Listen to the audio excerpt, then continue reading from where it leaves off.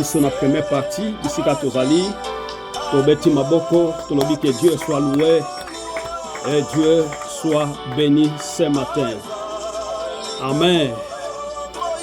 Ok. Tikanzamba sur le kumu. Tikanzambe aso le susu le kumu na tongwa lelo. Tolingi to leka na exhortation na biso. Si kozali, s'il y a moyen ya Bible, s'il y a moyen ya comment, qui kolanda biso na bokebi nyonso. Alors, tozaki na ba série ya ba enseignement. Nzamba sunga ki biso nous avons parlé ces derniers temps beaucoup de choses. Na lobela ki la fois passée, quel est le devoir de l'homme à l'égard de la vérité. Tolobaki devoir ya mokristo ezali nini na likambo etali bosolo. Na lobaki bosolo ezali eloko oyo babengi yango être sincère. Na mutu aza sincère, na mutu azali na véracité. Véracité ezali synonyme ya vérité. Mutu aza sincère, mutu aza vérité. Mutu azotambola na bosolo. Mena baki natana biso ya lelo pomo na penza ke batu baza sincère, même na musala ya nzambo toza kosala c'est très difficile. Même au moment que moto aza pena na vérité na musala nzambo toza kosala c'est très difficile. Nzambe tanga atala kabiso likolo ya ba ministère te. Nzambe tanga benga kabiso abenga biso na kombo moko mon fils. Abenga kabiso ba fils na ye. Mais abenga kabiso ba oyo Bible zolo ba Ephésiens chapitre 4 verset 11 comme un pasteur te. Nzamba benga kabiso fils. Abenga kabiso nyonso ba fils. Jamais soki tokoti même dans l'Ancien Testament toya komona ke Nzamba benga ba Abraham, abakisa pasteur Abraham, abakisa fulani songolo te, abenga kamutu na son nom. Pona kolobaka ke ezali ba catégorie o Nzamba tie biso etant que toza ba dirigeant et sengeli moi équilibre moko ezala songolo. Alors, nazo souhaité esika ozali vraiment landa biso na bokebi na dimanche lelo tika makelele place ozali soki makelele ezali vraiment s'éloigner un peu moi musika parce que tozolo ba makambo yo eza vie po eza bombo. Nzambo tozo servir aza nzambo yo asepela kazombo na biso na bosolo nyonso. Asepera komona biso na considération. Ya makambo yo ya nzambe ya chemin o nzambe c'est-à-dire aponi biso poto salela ye. Bien aimé, na lingina rappeler mutu moko oza utile na miso na nzambe. Oza mutu yo aza lokola bato nyonso te. Po eza na bato ebele bazo kota par-ci par-là po atambola na vérité mais azozwa vérité te. Eza pe bato mususu avandi na ban église mais azo comprendre kaka makamba nzambe te. Azo comprendre kaka te ke nakoki kosala nini be devoir nanga etant que mo Christ l'église eza nini. Bien aimé, azungolu wana te. Mais je souhaite que par la grâce de Dieu et nous que Dieu nous a fait grâce, il y a qu'on comprendre, il y a qu'on comprendre grandeur ya nzambe, il y a comprendre bolamu ya nzambe et nous marchons toujours dans la vérité. Et j'avais parlé si Jean chapitre 8 verset 32. Bible baki na biso, vous connaissez la vérité et la vérité vous affranchira. Bokoye ba solo pe solo ekoye ba kokango la biso. Bien aimé, tokenda kana l'église pona kikama vérité. Tokenda kana église pona lingaka pasteur wana. Tokendaka na église po na sepelaka na église wana batu bazala kebele. Tokendaka église po na sepelaka peut-être ndenge pasteur wana ateyaka ndenge ba musicien babetaka. Bien aimé, voilà pourquoi lelo l'église na biso eza na ba problème. Eza na ba problème parce que bana nzambe baza ko bongola motema te. Tozokende église na eloko moko eseplisaka yo te. Bien aimé, tokendaka église po nake yoka liloba ya nzambe. Liloba nzambe nde etransformaka mutu. Liloba nzambe nde esali elongola ka mutu na ba chemin oyo mabe epesi yo vérité, epesi yo bosolo. Ndenge Jalobi, na chapitre 8, verset 32, vous connaissez la vérité et la vérité vous affranchira. Ce matin, je vais vous dire quelque chose, mes frères et sœurs dans le Seigneur. Vous qui vous devez me suivre partout dans le monde, parce que je suis au milieu de YouTube. Oh, boza kolandanga partout bozali. Tozo kende église pour na sepelaka na pasteur te. Tozo kende église pour na koyoka ba instrument te. Mais nazo kende église eloko liboso bomo inanga et transformé mokolo moko soki na kozwa ngolu ya kokufa ou bien ya kotikala. Mais na vivre bolamu ya nzambe na bomo inanga. Alors, église ezali na ba desigrata nango, c'est-à-dire quoi? Ezana ba principe nango. Oyo eza kosala église et puis eza sala biso bana ya nzambe. Kozala affranchir. Eza une synonyme ya mutu akangolami. Mutu akangolami, non akangolami. Tadi tom tazo kangolamaka abanako kangolama d'une manière spirituelle. Abanako kangolama d'une manière koza liberté spirituelle. Au monde comme soit le bique nazana posa ya kosambe la main, c'est-à-dire il y a un esprit oeza ko attirer ye, oeza ko longola ye na présence na Nzambe. C'est quelque chose de spirituel, bien aimé. L'église, c'est masqué dans la chair. Mais le travail de l'église, ce sont des choses spirituelles. Voilà pourquoi ce matin,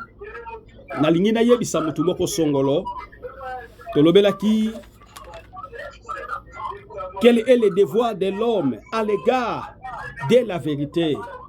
Mokristo akoki kosala nini na likambo etali vérité. J'avais parlé ça, mais aujourd'hui, na lingi na lobela, toujours thème oyo ezako mabiso na sous-thème oyo ezako talisa biso posa oyo tokoki kosala liboso na Nzambe. Thème na biso ezali sous-thème na biso ezali ayez à vos reines la vérité pour les sentir. Balobi bozala na loketo na bino eloko babengi solo. Balobi ayez à vos reines la vérité pour les sentir. Bozala kati na bino na loketo na bino vérité et comme lokola sentir na bino. Eloko tolingi tolobela na tongo ya lelo yangwana. Bien aimé, tozo ba Bible na biso bisika tozali tokei ensemble avec moi na Ephésiens chapitre 6. Place aux ali mutu moko makele eza makasi na vous souhaiter déplacer place aux awana makele ki makasi.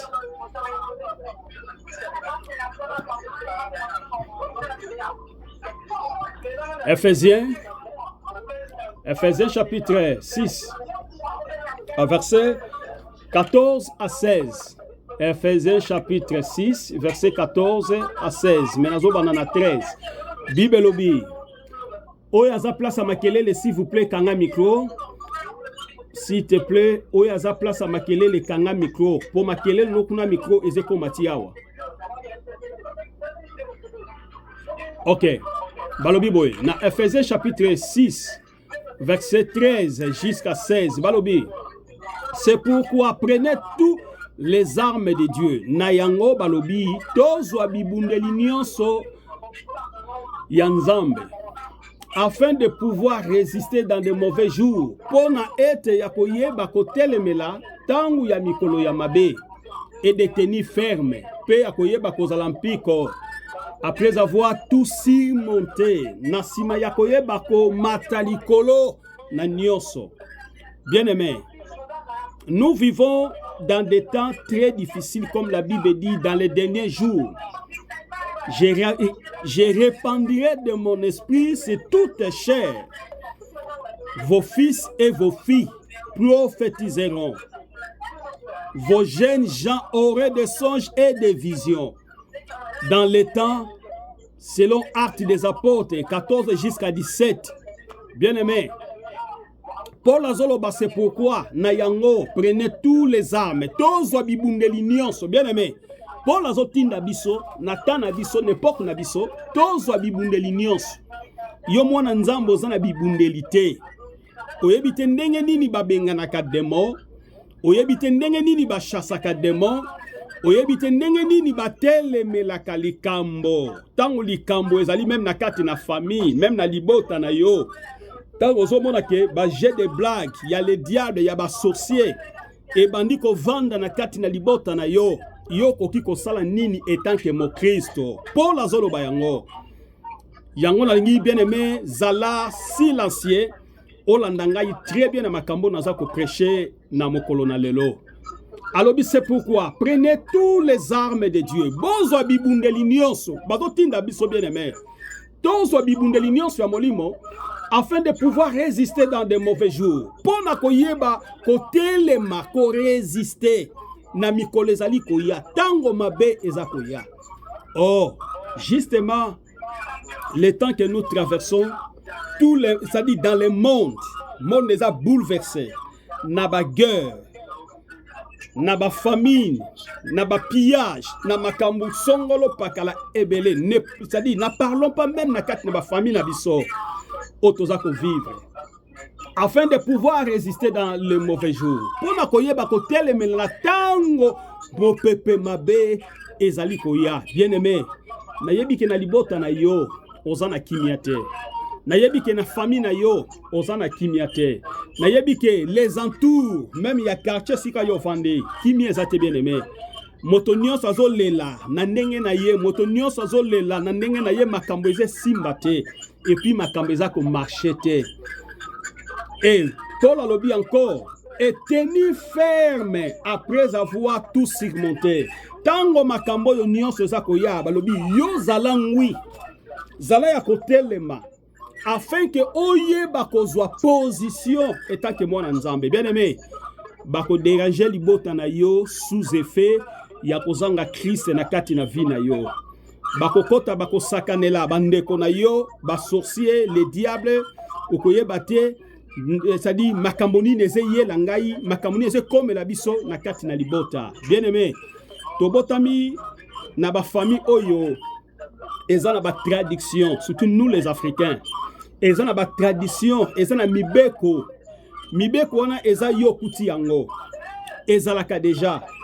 Mais yo lokolo za mwana nzambe. Yondo komi Moïse, yondo komi Joseph. Ya libota na yo. Ya koyeba kobimisa libota na yo na kati na ba tradition. Mais kokoti sa libota na yo na kati na sali ya Christ Jésus.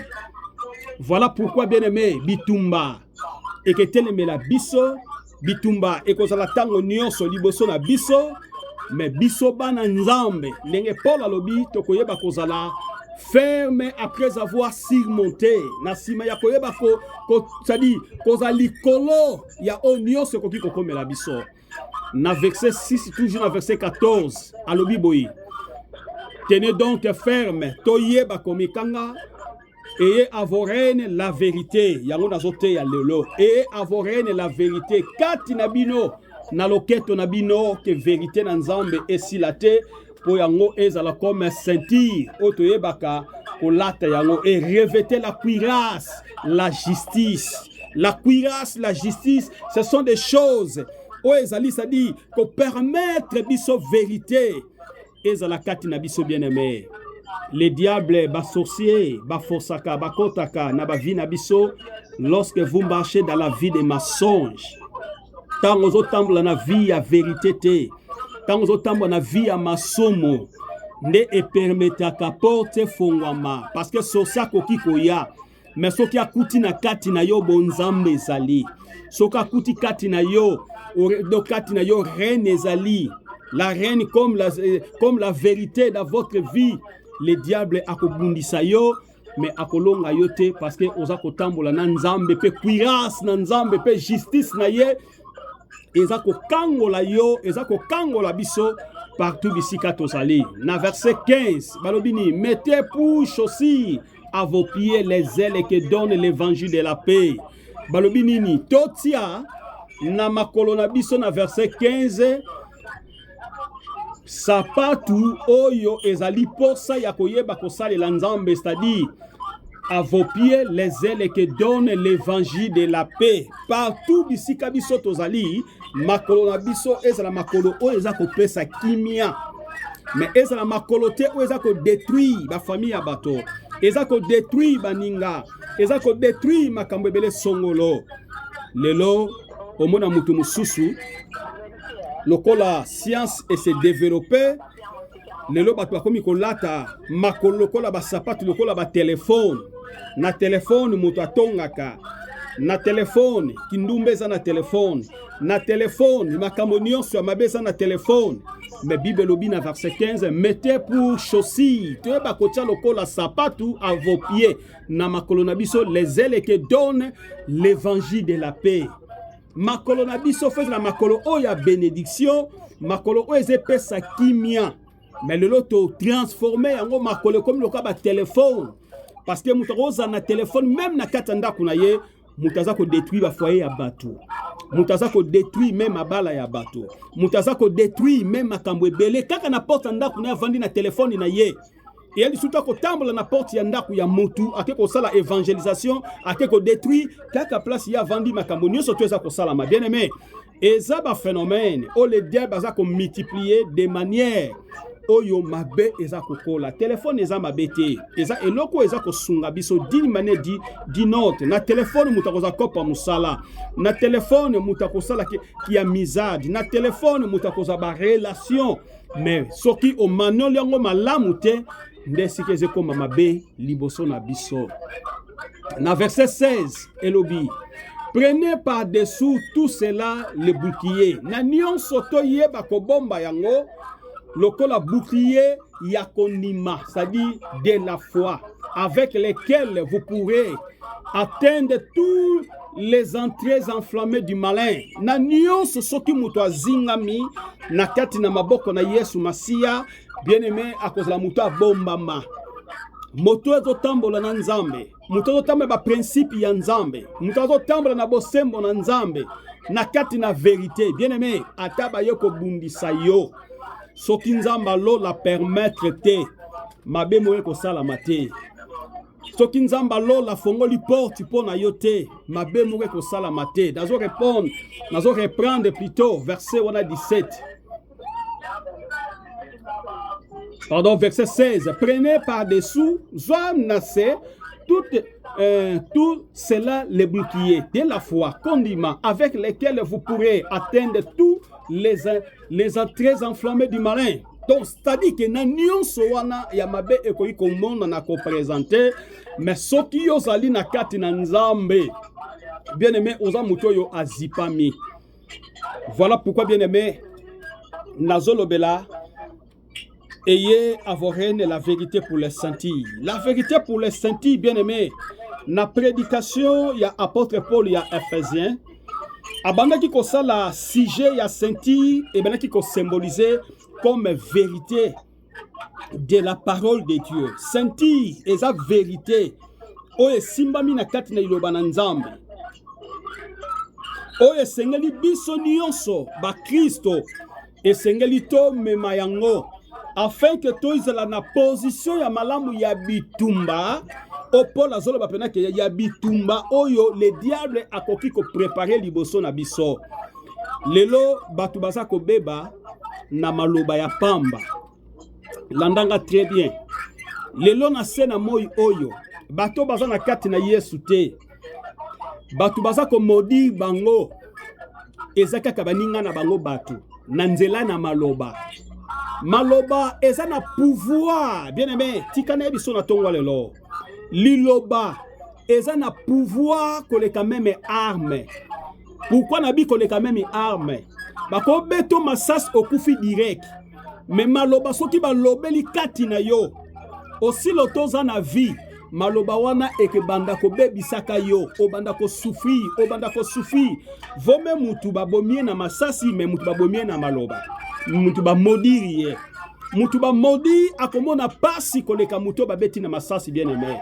Vina yo mobimba et comme dépourvu de sens. Vina yo mobimba okoko souffrir mais bolamo komona ngota mukolo mokote.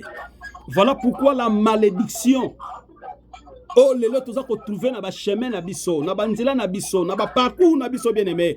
A des fois uta na ba famille te. A des fois uta peut-être osaka eloko moko songolo. A des fois oyiba ke eloko ya batu. A des fois okima muninga na mbongo. A des fois eskrokaka muninga. Eloko wana ekomi héréditaire. E bandi kolanda yo.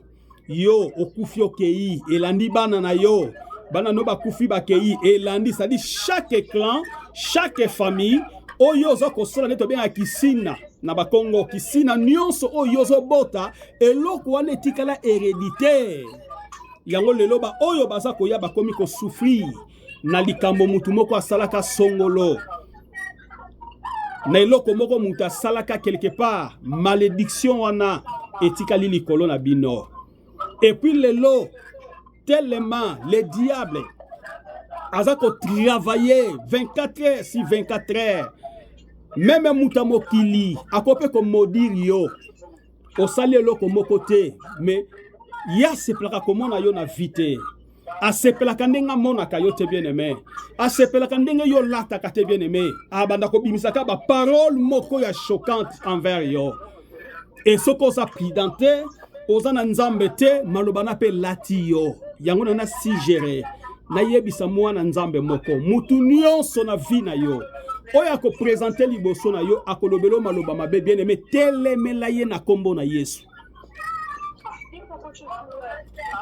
Na lobi boye na répéter yango moto nyonso oya ko telema liboso na yo ya kolobelo maloba mabe maloba oyo ezali esui yo bien aimé yo pe telemela na kombo na Yesu yebise eza ni les sans effet. Maloba nyonso oyo eza malamu te bazwaka bokonzi na yango bazwaka pouvoir likolo na yango ya kotelemela yango. Eza te ke mutu aza ko modiri yo mutu azoba likamoko songolo yo za koseka ozozango na blague bien aimé. Le diable travaille comme ça avec des sorciers. Travaille kandengo wana na maloba au rejeté, c'est-à-dire yozo mona kake eza nka maloba pamba lobi mais bien aimé na monde à ténèbres et loko wana soki ba lobi yo agite et bandi ko sala misala na kati na vie na yo. Yo bando komi yeba te mais bato bazomona que vie na yo est changé. Makambu nyonso vie na yo est changé et rien ne marche dans votre vie. Bien aimé, tozana ki camaraderie, tozana connexion te na monde à ténèbres. Nous sommes des enfants de Dieu et sanctifiés par le sang de Jésus-Christ. Bible dit toute autorité vient de Dieu. Toute parole est mauvaise. Toute stratégie le diable peut utiliser à travers batu bien aimé pour maudire vie na yo. Bien aimé, telemelango na kombo na Yesu pe zwa bokonzi likolo na yango. Même likolo ya vie ya bana na yo. Lobaka maloba malamu yo moboti. Lobaka maloba ya bénédiction. Kozalaka te pona ko baka mwana oyo fulani oyo kosaka séparation. Non, bien aimé, ce ne sont pas des pensées de Dieu. C'est le diable qui t'agite dans votre vie, dans votre bouche pour parler n'importe quoi, bien aimé. Mais ce matin, je prêche étant que pasteur, je prêche étant qu'un berger, je prêche étant qu'un homme de Dieu, que Dieu a mis quelque chose de sa bouche de vouloir yakoyeba koloba liboso ya libota na nzambe. Bien aimé, la bénédiction vient dans la bouche. Tant que mon Seigneur nzambe azo bénir, même ton nzambe azo ba ke au commencement Dieu créa les cieux et la terre, c'était dans la bouche. Toute bénédiction vient dans la bouche. La même bouche est appelée la malédiction. Mokolo Adam et Ève baliaki mbumalakat na jardin, la même bouche de Dieu tourne vers Adam et Ève, bien aimé, de chasser dans les deuils, bien aimé. Na lingine bisa mutu moko zala na kati na vie na yo na protection na nzambe. Soki mutoza na protection na nzambe te na vino bien aimé, bako lia yo, bako sakana na yo, bako détruire famille na yo, okozanga kimia na tangu na monde ya lelo tozali. Kindokezali susu ya kalate. Ba sorcier ba traverse susu ndeti ya kalate. Po boyebi ba secret na bango ndenge ba travaillaka. Lelo ba sorcier ba komi partout. Même mutu ya famille, même mutu ya famille te soit linga lia yo akolia yo. La sorcellerie est changée de dimension. Et le monde a dimension de beka kendeko ya famille, ya papa na maman kuna fuba sangana po ba permettre. Non, le lo ba permettre sou bilo qu'on a te bien aimé. Et comme na niveau moko incroyable. Na lingi na yebisa yo, oza lipamboli po na bano nzamba pesi yo, protéger bana na yo. Oza lipamboli na ba o nzamba pesi yo, bazal fruit ya bénédiction po na yo bien aimé, protéger bango. Oko protéger bana na nini na maloba no ya malamu ya lipamboli. Jamais oza ko maudire mwana. Oza ko loba liloba mo yo oko bongate, yo ko changer te. Bien aimé, changez votre langage. Il faut bénir tes enfants. Il faut dire des grandes choses. Lorsque oza ko bota bana mwana na yo, il faut obonde la ye kene pa basali na nzambe. Baloba liloba malamu. Po na ye. Atako basali na nzambe balite me yo moko nanu parent eloko liboso potombo la mwana na yo obonde la ye pai na nzambe kolo pesinga lipamboli me lipamboli yo eyate po e détruit vie ya libota te eyate po na ba maladi eyate po na épidémie eyate po na makambu songolo me eya po na bénédiction po bike bana bazali kabo oyo za kopesa biso. Bien-aimé, que la puissance de Dieu ezala na kati na libota na bino, la vie de la prière. Eza ne lokwe le ki lo sambo ezate. Eza ne lokwe le ki pouvoir ya prière ezate bien aimé. Na sena mabele oyo. Eza ne lokote le ki nzambe bien aimé. Moto yo aza ko se confie pa ina nzambe. Bible lobi a renouveler ka force na ye mikolo nyonso liboso na nzambe. Tangu yo lali pongi, est-ce que nzambe sala kisa yo bitumba oyo ba ange babundaka pona yo? Eza de côté, côté le diable baza kwa tirer, côté nzambe baza kwa tirer, mais tellement que nzambe aza mou, aza kolonga chaque jour pona vie na yo. Yango mona ka même olali okiposa masuba, otelemi okosubi oyo zongi na pongi, c'est par la grâce de Dieu. Na lingi na ebisa mutu moko songolo, soko néglige ka nzambe. Soko néglige ka musala na nzambe, soko ke na kosaba vanti na église, soko ke ndaka pona bilamba na église, je vous promets, l'enfer est devant ta porte. Mais soki okendaka mokolo moko na mona gloire na nzambe, unique position oyo zanango, o vive bolamu na nzambe. Bana no ba vive bolamu na nzambe. Mobali no vive bolamu na nzambe. Liboto ne vive bolamu na nzambe. Dieu va te bénir, bien-aimé. Paul alobi tolata sentir ya vérité na loketo na biso. Oeza une témoignage devant le monde, devant misala mabe. Bakomona étoile na yo, kati na yo, bonzambe sali. Voilà, c'est un message que Dieu m'a permis ce matin. Et na Timothée chapitre, potosilisa Timothée, 2 Timothée chapitre 2 verset 3 4. Potosilisa 2 Timothée chapitre 2 3 à 4. Bible dit cela est bon agréable devant Dieu notre sauveur. Yango eza malamu liboso na nzambe na biso. Oyo aza ko bomba biso ko batela biso totambola conformément na parole na nzambe po liloba nzambe nde eza ko batela biso. Na verset 4 lobine qui veut que tous les hommes soient sauvés. O nzambe alingi ete moto nyonso abika selon le livre de Paul. Il y a 2 Timothée chapitre 2 verset 3 à 4. Na verset 4 lobi qui veut que tous les hommes o alingi ke bato nyonso bazala sauver. Baye bako parvenir à la connaissance de la vérité. Bien-aimé, la vérité, c'est un monde de Dieu. La vérité, c'est une bénédiction de la part de Dieu. Dans la vérité, il y a la résurrection. Dans la vérité, il y a la liberté de l'expression devant Dieu. Oza liboso nzambe, tu pries. Tu sens que les anges sont là à côté de toi. Tu ne pas seul, bien-aimé. Même dans des moments très difficiles, bien-aimé, mais tu te sens, tu es en paix. Oh, ce qui moutazangi kimia, atazana ba millions, akolia ba millions malamu te bien-aimé. Mais tu peux avoir 100 francs, tu peux avoir, c'est-à-dire 10 $, mais tu es dans la paix comme quelqu'un qui a des milliards, des millions, bien-aimé. Kimia, balukonga pa nzambe. Balukonga na mbongo te. okoza na mbongo moza maladi mutu azate mbongo ke tombola yo te ke mema yo te na hôpital batunde o bakozala pene na yo bakomema yo po ozwa ba soin. Voilà pourquoi c'est que Dieu m'a prévu ce matin de vouloir prêcher ce message. Et ce message, je veux que et transformer ba vie na bino bisika bozali. Nalingi to servi nzambe na solo. To servi nzambe na ba sentiment te. Je ne suis pas un pasteur de sentiments. Nazalaka facilité pour nous corrompre. Dans mes parcours, il y a vie chrétien. Nabimisi ba pasteur rebelle o baleki na nzela makolo nanga. Nabimisi ba nebele ba sel na nzambe belé. Mais na se glorifiaka te. Meza bolamu na nzambe. Pongai pe na lekaka na nzela lokola bango. Voilà pourquoi, bien-aimé, comme on m'avait prêché la vérité, et cette vérité, ça devient une sémence dans ma vie. Partout ici, Kanazali, même si je traverse des moments très difficiles, mais je suis toujours dans la vérité. Ma position est dans la vérité. Et j'aime aussi, binope boza kolandanga, ba vie na binoze la transformer dans la vérité.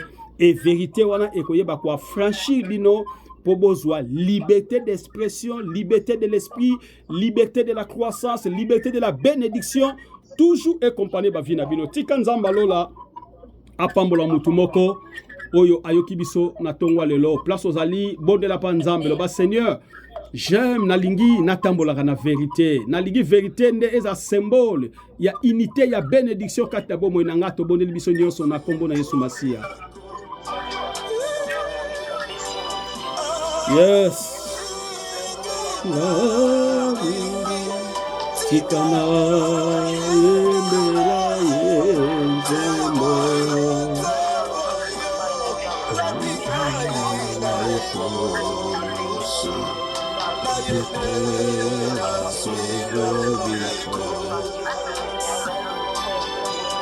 Yes.